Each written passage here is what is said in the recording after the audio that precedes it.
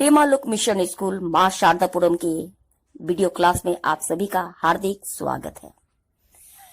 आज हम लोग हिंदी स्पर्श वर्ग नवम पाठ रहीम के दोहे पढ़ेंगे। आइए पहले रहीम जी के बारे में संक्षिप्त रूप से जान लें। रहीम का जन्म लाहौर में सन 1526 में हुआ था।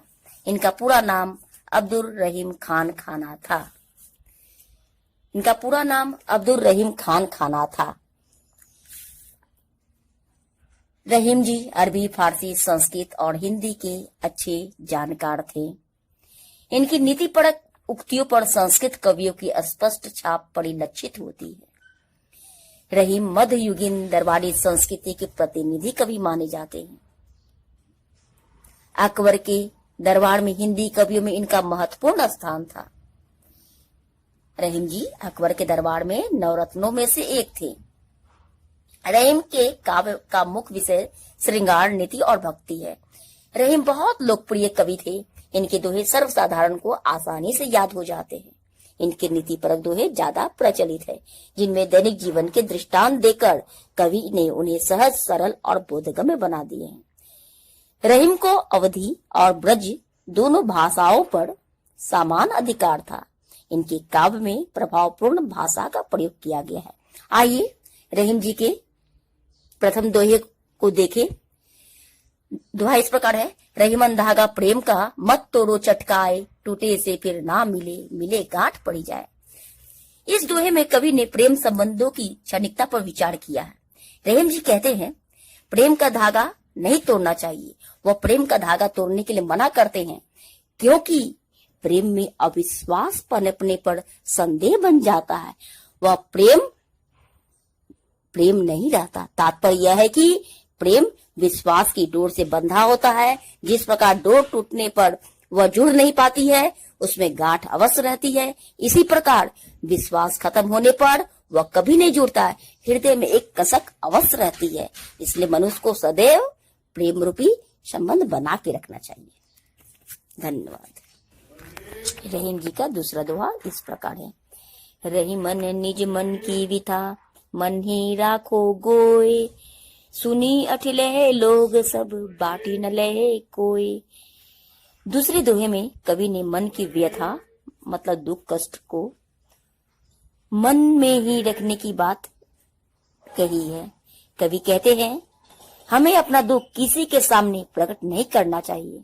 अपने दुख अपने मन ही में गोए करके रखना चाहिए। गोए का अर्थ होता है छिपा कर रखना, मतलब अपने दुख को मन में ही छिपा कर रखना चाहिए। कारण इसे सुनकर सभी लोग अठिलेह करते हैं, अर्थात मजाक उड़ाते, उपहास करते हैं।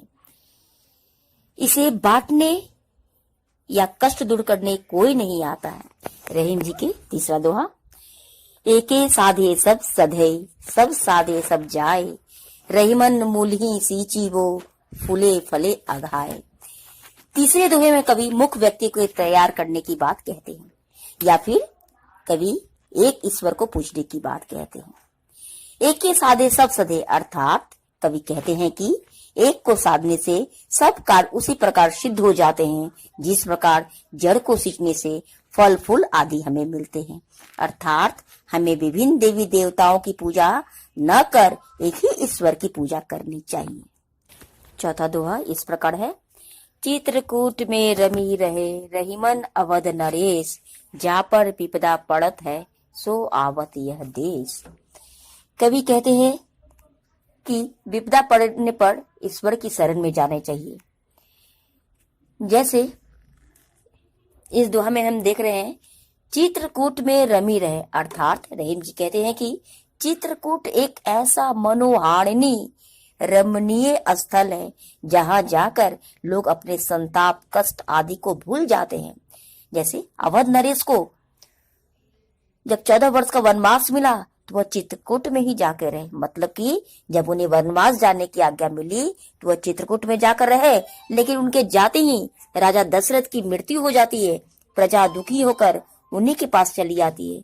इस प्रकार चित्रकूट एक छोटा नगर के रूप में परिणत हो गया। परंतु भगवान राम को तो वन जाने की आज्ञा मिली थी, इस कारण वह वहां से चले जाते हैं।